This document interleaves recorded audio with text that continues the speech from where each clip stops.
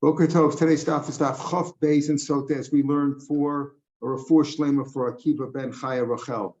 Says the Gemara at the top of the page, the second line. Itmar. We had just mentioned that a person let's go back for a second. Let's go back to the Mishnah on Chaf. The Mishnah on Chaf at the end said that there are four people. Rav Yehoshua said that he said that a woman would rather have less food and more promiscuity, or more deal with her husband, rather than have a lot of food and less and be abstinent. And then he said that there are four people who really destroy the world. A chassid shota, we said that's a person, who says, well, I can't save the woman in the drowning in the water because I'm not supposed to look at women and touch them, etc. That's a chassid shota. A Rosh Aram is a cunning thief. He plays tricks, like he tells the poor person who has $199 or dinars, he gives him one dinar so he won't be poor anymore, and then he can have his own cousins who are poor get all the leket, shiklam pay, etc. So that's one example. There's several examples that we said of a person who's a cunning thief. He cheats, but it's not 100% cheating. It's he just does it in a way that he's fooling somebody, or he goes against what the rabbis wanted him to do. That's a cunning thief. So then the Mishnah said two more things. Rabbi Yehoshua said a isha prusha and makos prushim, a woman who is what we call pseudo-righteous. She pretends to be very religious and she's not. And makos prushim, which we'll describe. All these people basically destroy the world. Either the lashon is mavale olam, they wear out the world, or machale olam, they destroy it. Itmar, the second line of Daf Chaf Beis, Itmar. So we said the last example given of a Rosh Aram is a person who is makel for himself or machmer for others. And Ula said, the very last, and the end of yesterday's daf, Ula said, is a person who learns Chumash and he learns Mishnah, but he doesn't mishamas to Mecham. And we said that means learn Gemara. Because without Gemara, you really don't understand the Mishnah. You can't just paskin based on a Mishnah, certainly based on a pasuk in the Chumash or Tanakh. We don't paskin based on that, but even on the Mishnah, because you have to understand the Gemara with different shitas or stiras, who we paskin like, etc. That's all brought down in the Gemara. So if a person learns Chumash and Mishnah but does not learn Gemara, he is effectively he's one of these. He's a Rosh Aram who's destroying the world. Well, Gemara is going to explain that now. Rav Lezer says, how do you define this person? Rav Lezer says he's an Areza Amaretz. What does it mean an Amaretz? Amaretz is a person who's under suspicion of cheating on Meiser and Taharis. Remember, we said Truma he would give because that's a Chiyav Misa. If you don't give Truma, the food is Tevel, you Chayav Misa for eating that, Chayav Misa Beishamayim. But he's suspected of cheating on Meiser and on Taharis. He doesn't keep things. That's an Amaretz. So we assume if a person doesn't learn Gemara, he's an Amaretz. Rav Shmuel ben Achmei says he's worse. He's a bor, a lower madrega than an Amaretz, even less. A bor is worse than a Amaretz. Rav Yanai Omer, Hareza Kuti. He's like a Kuti. Now, that doesn't really mean he's a guy, but he can't even eat his bread. The kiva, because he was he's not makban what the Chum said about what's mutter to eat, what's not mutter to eat. He's like a Kuti. Rav Acha bar Yaakov Omer, Hareza Mago. She's like a sorcerer who just chants things and says things but doesn't know what they mean. It's likely, like the last definition that Rav Yaakov gave it, that he's like a sorcerer is more likely. The people say Chatin Megusha my Omar, that the sorcerer chants but he doesn't know what he's talking about. And here too, when he's regurgitating what it says in a Mishnah, and he says that's the halacha without knowing. That's what we're saying here too. He just talks without knowing what he's saying. Tani Tana below Yodi. Again, he learns that what the Mishnah says without below Yodi Mayami. He doesn't know what he's talking about. Tana Rabbanim. Ezo Amar is Kol She'en Kor Kriyashma. An Amar is the person who doesn't read Kriyashma Shachris Shabbos in the morning and night. Ubichosel.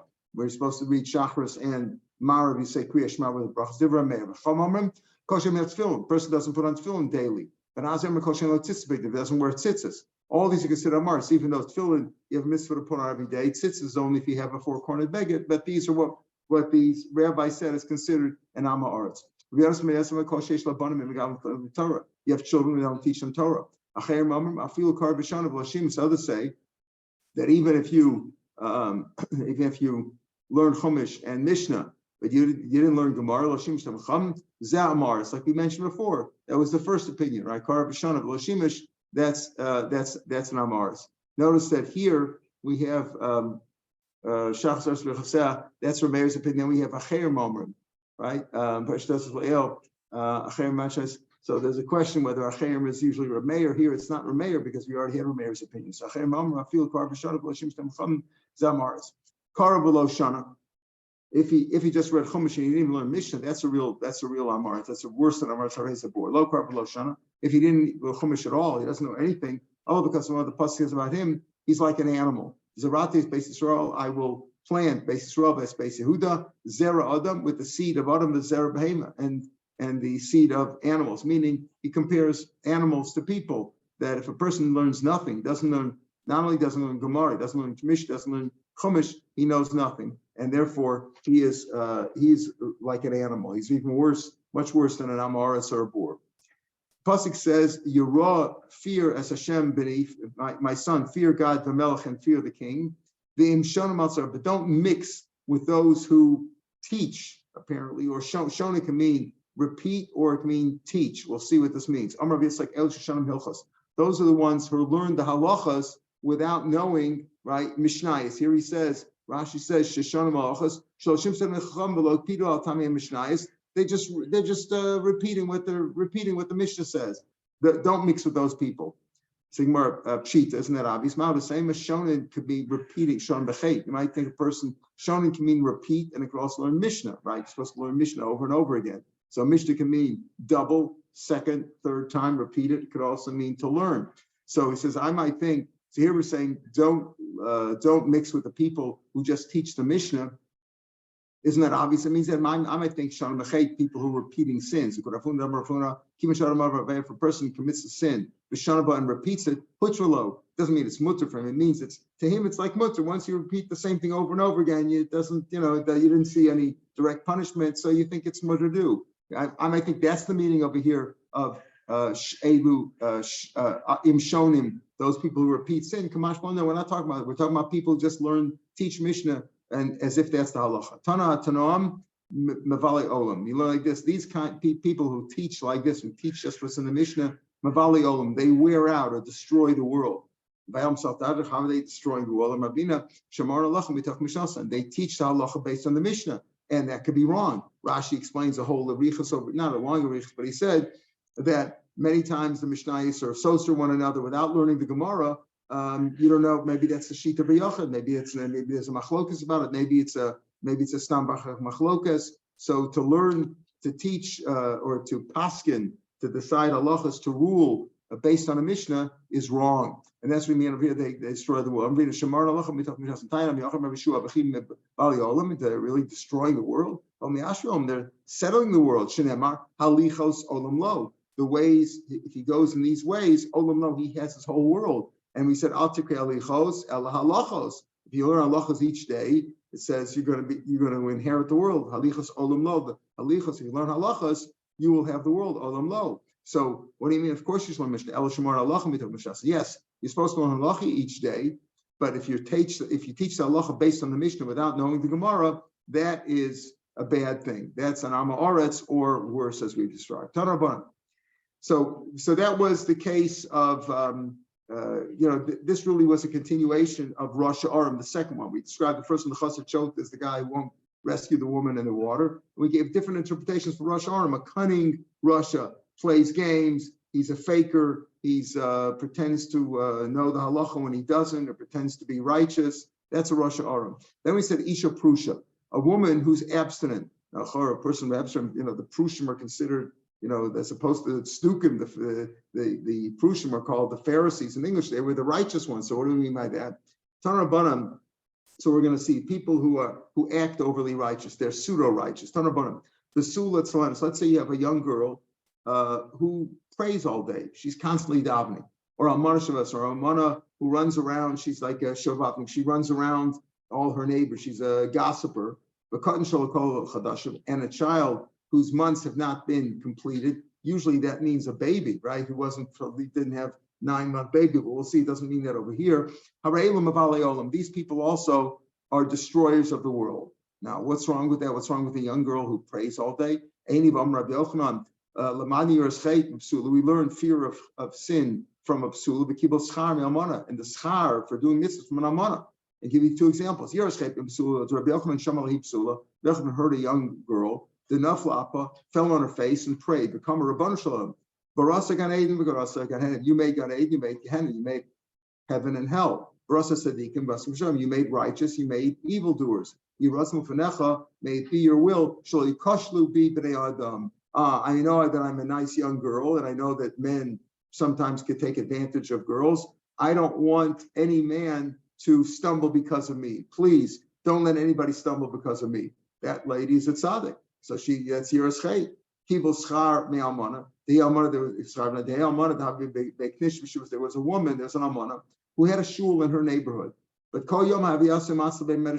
every day, instead of going to the local shul in her neighborhood, she went to Rabbi Yochanan's base medrash. So he said to Biti, don't you have a shul in your neighborhood? What are you schlepping all the way here? Amalei, Rebbe, for those schar psiyas, like she shouldn't I get schar halicha? Maybe if you have a shul next door, you go to a shul that's further away, you get schar for walking there. You get extra schar for that, not just for the davening, but for the effort involved. You get that's how Torah is taught, that in many faculties, let's call that, it's results based. You studied all along, but you failed the exam. Well, you failed. When it comes to Torah, it doesn't work on that. It works on effort. You get an A for effort. Effort counts, not just the results. So I get schar psiyos. So these women were righteous. So what do you mean that you say that a woman who's overly abstinent or overly righteous, she's no good? You call that she's destroying the world? What are you talking about? We learn Yiras Chet from this young girl who said, let no man stumble because of me. And from the almana who said, I'm willing to go to the shul that's further away. It's kikamer. When we speak about an isha prusha, we mean kagon yochani basra tivi. This woman practiced sorcery. And what she would do is when somebody was about to give birth, she would practice her sorcery in her house and cause the baby not to be born. And then the woman would be, the pregnant lady would be in terrible pain. And then she would go and pray and say, look, I'll pray for you. And then when she prayed, she was really releasing the sorcery and allowing the baby born. So she made herself like she was the midwife over here helping this woman, but really she was a fake. That's what we mean when we say Isha Prusha pretends to be. She's a pretender. She's a pseudo-righteous. She's not really righteous. Michael and Shlokochosh, what do you mean by a cotton whose months have not been fulfilled? What do you mean by that? Usually that means a 8-month baby or a 6-month baby. What does that have to do with destroying the world? Here we explain, here in Bubbles, that this is a Talmud Chacham who rebels against his own teachers. That's what you mean, he's not complete. It's a Talmud who has not reached both the learning and the age of being a Mora Hora, of being a ruler to decide the rules, a decider, a posek, and he teaches anyway, and he decides questions anyway. That's what we mean by lo kol chadashim. He's not been completed. He's not ripe yet, and yet he's passing in shilas.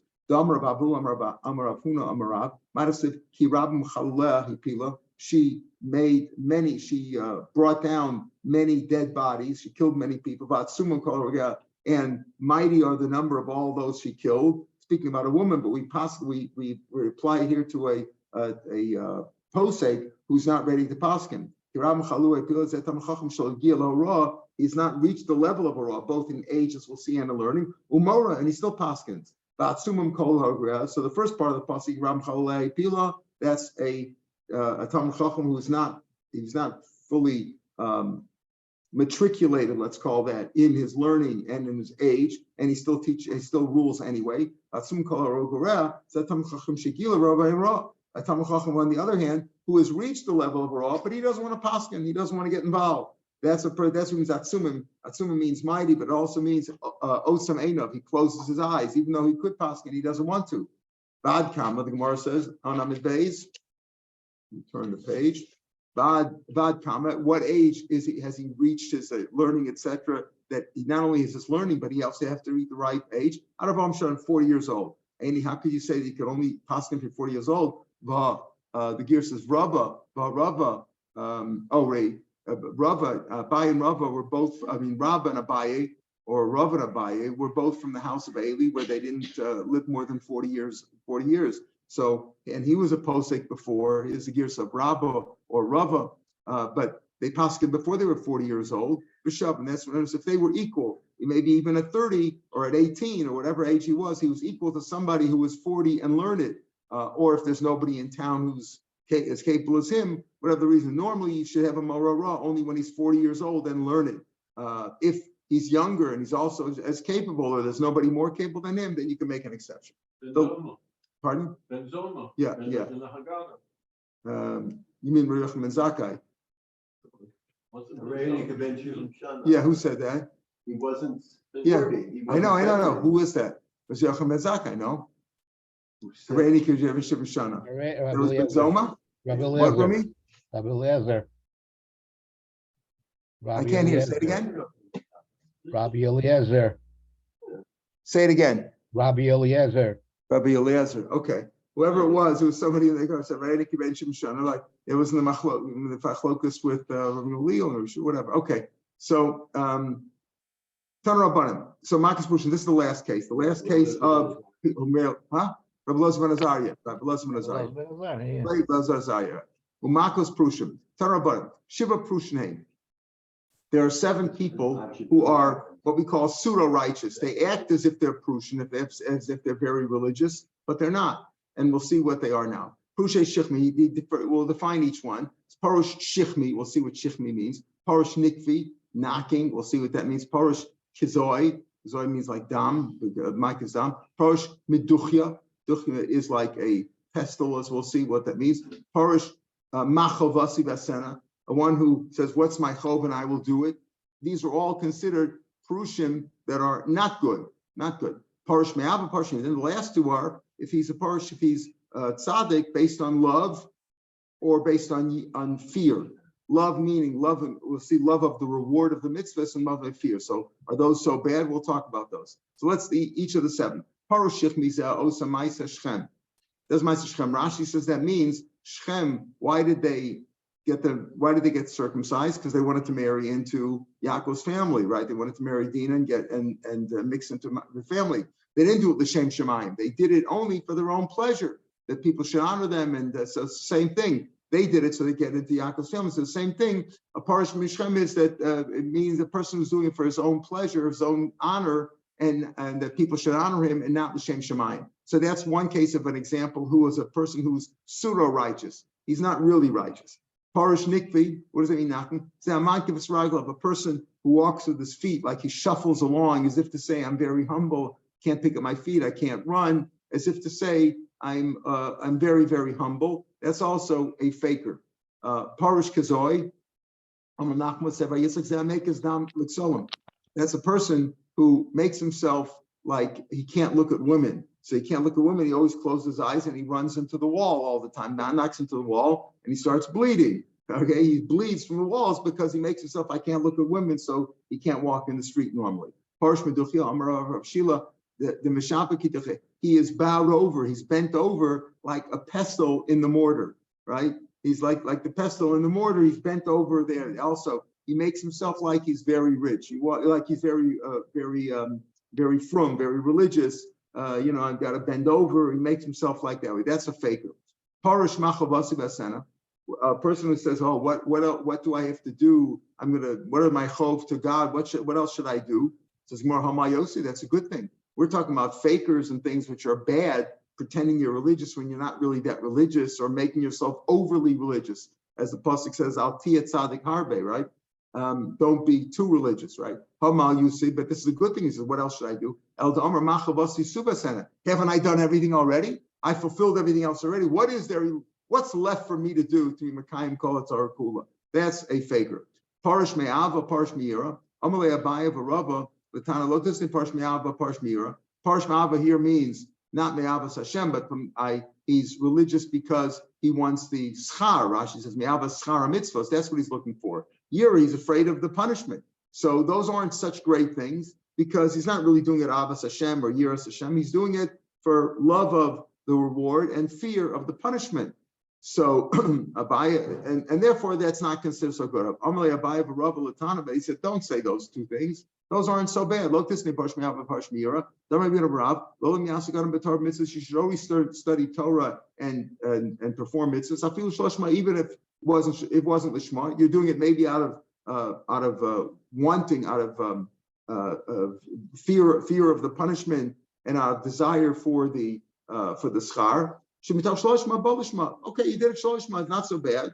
But if you do things shalishma, eventually come to lishma. So the last 2 out of the 7 are not so bad. I'm not by Yitzchak. The mitra, what's hidden is hidden. With Megillah, what's revealed is revealed. Beidina Rabbah, the Bezna Gadol, Hashem will lispara mehani dechafu gundei. Don't worry. What's hidden was hidden maybe in Nistros from people. But what's gluyos, what's revealed is revealed to God, like in Nistros Hashem Lakeinu v'gluyos l'olav haneinu. So what's gluyos mikol makom lebezna hagadol kulam gluyos. To us, some stuffs are hidden, some things are obvious, some things are exposed. But to the bezna hagadol Hashem, everything is revealed, and He will pay back those people the chafu gundi that wear talesos, that they wrap themselves up as if they are tzaddikim, wrap themselves up to look like tzaddikim, but they're really fakers.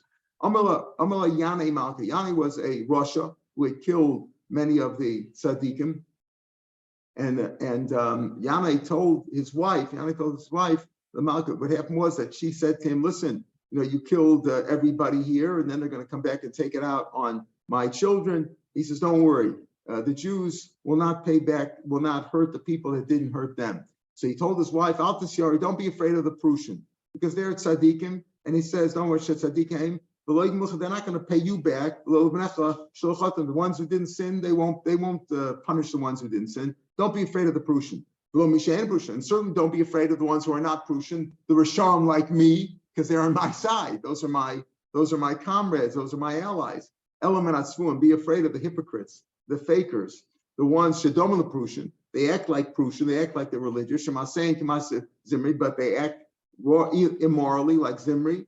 They act immorally, but they want the reward like they're tzaddikim. Those are the ones you have to be afraid of, the fakers. The Rishon, we know Rishon, the ones who who are against the Torah, the ones who are anti-Jewish and anti-halach and anti-Torah, those we know they are. And the tzaddikim are tzaddikim. You got to be afraid of the fakers. Reb Shimon Omer says the Mishnah. Now this is one long Mishnah. We're not going to learn the whole Mishnah today because part of it's most of it's on tomorrow's daf. But we'll say a part of the Mishnah. And the Mishnah is brought down as several Mishnahs. Here he bunches them all together. Rav Shimon Omer. We talked about schus tola yesterday, and before that about that she drinks and she had some schuyot, like she was religious, either schus of Torah, schus of mitzvahs, that can delay her death. It will suspend her death. And the end she'll die. Shimon disagrees. He says, ain't schus tola b'mayimar. We had this sheet before. That he says chus does not suspend the maimarim, the punishment. If you say that the chus suspends her punishment, maimarim madha atoes hamayim v'teikol nashim, then you're discrediting the water in front of the women. People who are guilty of adultery will say, okay, we could drink. I saw that other lady drink, and I know she committed adultery, and she's not dead. So you're going to discredit. And then people who are really guilty, don't forget, we don't want them to drink. We discourage them from drinking. The Torah wants them to admit their sin and walk away from the marriage with or without a ksuba, depending on who's the one who's refraining. But we don't want them to drink. So here you will discredit the water, and people think you can drink it. That's not so bad. It doesn't do anything to you. So that's one thing. If you say schus is tola, because people say she drank and she walked away, so I could drink too, even though she's guilty. Not only let's say somebody's really innocent. And she stands on her innocence and she wants to drink and she drinks. She walks away. People say, well, we don't know that she's innocent. After all, schus can be told. Maybe she's really guilty and the punishment is just suspended because of her past good deeds. So people will say, Tamea saying they committed adultery, right? Ella tulsa lehen schus, except that the schus is suspended it. So people might say that these people acted improperly, and yet and that's why this was stolen. So you have a shemra on the water. You're gonna say the water doesn't work, and you're gonna say the people aren't even innocent. So it's a terrible thing. So therefore, Rav Shimon says it either works or it doesn't work. If she walks away, that means she's innocent. Rebbe Omer haschus tolu b'maymar. Rebbe disagrees, and Shita b'chamner had that before also, that the schus does help. Then he'll let us. In other words, when the pasuk says the im tahori v'niksav v'nazar zara, if she's tor, if she didn't go astray, she didn't commit any misconduct, she will have children. That's only if she's really innocent. But over here, if she's guilty, but the schus that she has, the schus that she had, suspends it, any letter, she won't have children. Niksav does not apply to her. Niksav, she won't have children. The Einam, she's not going to subsequently have children. She doesn't get any better. At the end, she just she deteriorates little by little. The Sophie Mesa Bosamis, at the end she'll die from the same. He said the Chacham, the Gemara brought down before that Chacham disagree about how she'll eventually die, but we seem to pass in that she does deteriorate right away. So you could tell she's guilty, except she doesn't deteriorate right away. Nitmas. Now let's say the carbon became, this is like another mission, nitmas minchas. So let's say her carbon became tummy. Now this is true for any carbon. Let's say if an animal, after you shech, while animal's alive, it can't be tummy. But after you shechted it, the meat became tummy, so you have to get rid of it. You have to destroy it. You burn it. So nitmis minchas. So let's say her mincha became tummy.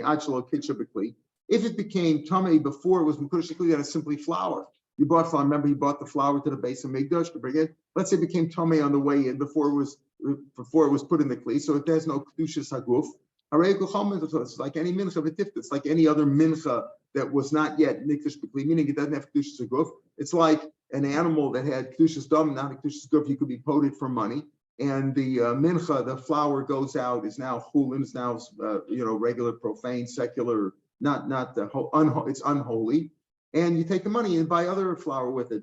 Use that for other flour. Make a once the mincha was in a kli shares in the base of Mikdash, now it has kedushas haguf, and if it became tamei now, it's like any other mincha that became tamei, it has to be burned. And you burn it in the base of Mikdash in the azara. The elu shemin chosein esrafas. This is another mishnah. The elu shemin chosein esrafas. The last words on the page here. And the following cases are cases where her carbon mincha is burnt. For example, ha'omeres tamei anilach. Let's say she admits that she committed adultery. She's gone through the process. She brought the carbon mincha, but before she drinks, she says, "You know what? I'm not going to drink. I admit now. I see. I thought maybe there would be a stay of execution, or they wouldn't do it, or they couldn't get the water, or whatever. Or they wouldn't show up. Now that I admit that I'm tamei, so what do you do with the carbon mincha? You burn it, because you can't bring the carbon mincha. It's only burnt in order to fulfill the whole process and for her to drink, and therefore you burn it. Or she didn't admit it, but Adam said she committed adultery. That's it. She leaves the marriage with a get and no ksuba, and that's it. You burn the mincha. Bomer saying, let's say she refuses to drink. She refuses to drink also. At this point, she refuses to drink. You burn the carbon mincha, and you dump the water. The same thing with the water. Bomer says, she says, I don't want to drink. We said if she doesn't want to do this before you blotted out Hashem's name, before you put the parchment in the water. Once you put the parchment in the water, if she's just afraid right now, she's trembling right now, we force the water down. If she's defiant and says, no, I never wanted to drink anyway, whatever, then that's it, you throw it out. Let's say the husband says, I don't want to go through it. I had enough of this, enough embarrassment, I don't want to bother, I don't want to see the whole thing. I have children, I don't want them to see their mother die, whatever the thing is.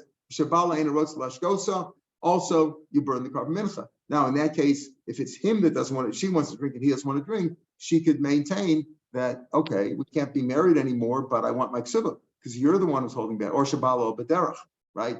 Or the husband slept with her and he's not innocent now, because after she became a sota, after she was kini and stira, remember the rule is she's prohibited from marrying the adulterer or the husband until she drinks. If she never drinks, she remains a sota forever, a suffix if she committed adultery. And if if it's because the husband sinned and therefore she doesn't drink, right? She just doesn't drink because he sinned, so the water won't work. Again, the water is only fed to her in order to prove whether she's innocent or guilty. But if the water's not going to work, let's say we know she's guilty because she said she's tamei, or Adam came, or he doesn't want to give her to drink. If the husband wanted to give her drink, she can't drink. So then the water won't work. Or the husband slept with her before, subsequent to the key and steer, before she drank. So the water's not going to work anymore. So in that case, you burn the mincha. Okay, this is the end of this Mishnah, meaning whoever's married to Kohanim, let's just say, mentioned before, what's normally done with the korban mincha? A regular Yisrael or a lady has to bring a korban mincha. What do? He brings the flour. The different ways they make the flour, whether it's mubeches, whether it's dry, or whether it's boiled, what's the word in English? It starts with a P. What? What? Pan, you have a pan? No, not pan. I meant there was a kind, whatever. Whatever they look like, or like dumplings or something like that. That's what they look. That's the kind of thing. Anyway, but there's different kinds of korban mincha. But what do you do with the korban mincha? Different ways that they're prepared. But the idea of almost all the korban minchas is that you take a kometz, you take the flour, the kmitza, the handful, and you put that in the klishares. Comes first in the klishares. You take the handful out of the klishares. Not with the lavona and the salt. They put that on the side. Then afterwards you put it on. You put that on the kometz. You burn that on the mizbeach.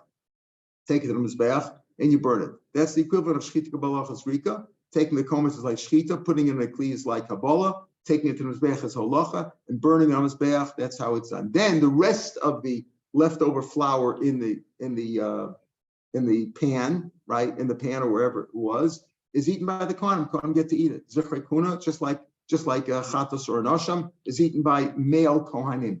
Okay, and they could eat it any way they want, as long as they don't turn it to chametz. They could put some sauce on it, relish, whatever they want to do. Drink it with wine. It's their food now, as long as they don't make it chametz. Can't turn it into chametz. That's a normal mincha. A mincha that a Kohen himself brings, a male Kohen brings, it's totally burnt. There's no kmitz at all. Now, these people, let's say Kohen Asus, they're married to Kohanim. They're not Kohen themselves. They're Yisraelo, let's say, and they're married to a Kohen. So there, you do take the kometz, take a kometz, because they themselves are not Kohanim. They're women, right? Minchosein nisrafos. Their mincha is also burnt. Why? Because since they're married to a Kohen, the Kohen has a share in the mincha too. But the mincha of a Kohen cannot be eaten, as we said before. It's totally burnt. You don't eat it. Only the mincha of Yisrael is eaten, leftovers eaten, but the mincha of a Kohen is not eaten. So since they have a share, you can't eat it. But what do you do with it? You did kmitza. She's a Yisraelis, right? Or as we'll say, we're going to see let's say she's a Bas Kohen. Also, Bas Kohen also. Bas Kohen is like a Yisraelis in that sense. But over here, if she's married to Kohen, he has a share too. So you do kmitza, but you burn it in the Beis Hadeshen, just like a korban that became puzzle. Just like these other minchas that became the mincha and the srafos. The srafos means you burn it on the Beis Hadeshen, not on the mizbeach. You burn it on the Beis Hadeshen. Shemich saying the srafos, if she says she admits that she's tamei, or he doesn't want to give her a drink, or he committed a sin himself. So he say Kohen Suas the Kohanim, mincha saying the srafos, they are also burnt. Rashi's afilu karva kometz kilchasi. You did the kemitza. Below nitma, they didn't become tamei. Nisraf and shiram shav Beis Hadeshen from Parsha Gemara. These you burn on the Beis Hadeshen, not on the mizbeach, not like the mincha of a Kohen. Because it's not a mincha of a Kohen, it's a mincha of a woman married to a Kohen, and which it means that you do kmitza on it. Women normally do kmitza, but